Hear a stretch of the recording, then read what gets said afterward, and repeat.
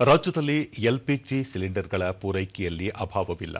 ಸರಿಯಾದ ರೀತಿಯಲ್ಲಿ ವಿತರಣೆ ಮಾಡಲಾಗುತ್ತಿದೆ ಎಂದು ಆಹಾರ ಮತ್ತು ನಾಗರಿಕ ಸರಬರಾಜು ಸಚಿವ ಕೆಎಚ್ ಮುನಿಯಪ್ಪ ಚಿತ್ರದುರ್ಗದಲ್ಲಿ ಇಂದು ತಿಳಿಸಿದ್ದಾರೆ.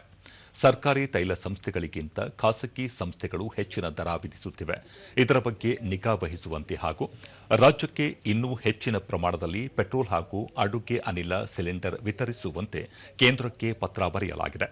ರಾಜ್ಯದಲ್ಲಿ ಕಾಳಸಂತೆಯಲ್ಲಿ ಸಿಲಿಂಡರ್ ಮಾರಾಟ ಮಾಡುವವರ ವಿರುದ್ಧ ಕಠಿಣ ಕ್ರಮ ಕೈಗೊಳ್ಳಲಾಗುವುದು ಎಂದು ತಿಳಿಸಿದರು. ರಾಜ್ಯದಲ್ಲಿ ಆಟೋಗಳಿಗೆ ಪೂರೈಕೆ ಮಾಡುವ ಎಲ್ಪಿಜಿಯಲ್ಲೂ ಯಾವುದೇ ವ್ಯತ್ಯಯವಿಲ್ಲ. ನೋಂದಾಯಿತ 3,000 ಆಟೋಗಳಿಗೆ ಎಲ್ಪಿಜಿ ವಿತರಣೆ ಮಾಡಲಾಗುತ್ತಿದೆ ಎಂದು ಹೇಳಿದರು.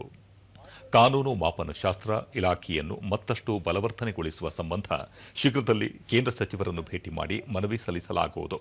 ಜೊತೆಗೆ ಇಲಾಖೆಯಲ್ಲಿ ಖಾಲಿ ಇರುವ ಹುದ್ದೆಗಳ ಭರ್ತಿಗೂ ಕ್ರಮ ಕೈಗೊಳ್ಳಲಾಗುವುದು ಎಂದು ಹೇಳಿದರು. ಮತ್ತು ಕೇಂದ್ರ ಸರ್ಕಾರ ಕೂಡ ತಿಳಿಸಿದೆ, ಈ ಪ್ರೈವೇಟ್ನವರು ರೇಟ್ ಜಾಸ್ತಿ ಮಾಡ್ತಾ ಇದೆ, ಅದರ ಮೇಲೆ ನೀವು ನಿರ್ಬಂಧ ಮಾಡಬೇಕು. ಏನು ಸೆಂಟ್ರಲ್ ಆಯಿಲ್ ಕಾರ್ಪೊರೇಷನ್ಸ್ ರೇಟ್ ಕೊಡ್ತಾರೆ ಆ ರೇಟ್ಗೆ ಅವ್ರು ಕೊಡುವಂಥದ್ದನ್ನು ಮಾಡಬೇಕು ಅಂತೇಳಿ ಕೂಡ ಕೇಂದ್ರ ಸರ್ಕಾರ ಪತ್ರವನ್ನು ಬರೆದಿದೆ. ಅದಕ್ಕೂ ಸ್ವಲ್ಪ ಕೇಂದ್ರ ಸರ್ಕಾರ ನಿರ್ಬಂಧ ಮಾಡಿದ್ದಾರೆ.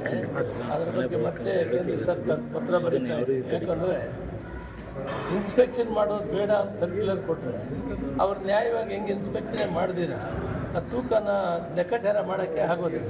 ಅದಕ್ಕೆ ಮತ್ತೊಮ್ಮೆ ನಾನು ಕೇಂದ್ರದಲ್ಲಿ ಮಂತ್ರಿಗಳನ್ನು ಭೇಟಿಯಾಗಿ ಇದನ್ನು ಕರೆಕ್ಟ್ ಮಾಡಬೇಕಾಗುತ್ತೆ. ಅಂದರೆ ಇದು ಭಾಳ ಕೆಟ್ಟು ಹೋಗ್ತದೆ, ತೊಂದರೆ ಆಗ್ತದೆ ಅನ್ನೋ ವಿಷಯವನ್ನು ಮನವರಿಕೆ ಮಾಡಿ ಅದಕ್ಕೆ ಪ್ರಪೋಸಲ್ ಮಾಡಿದ್ದೀವಿ.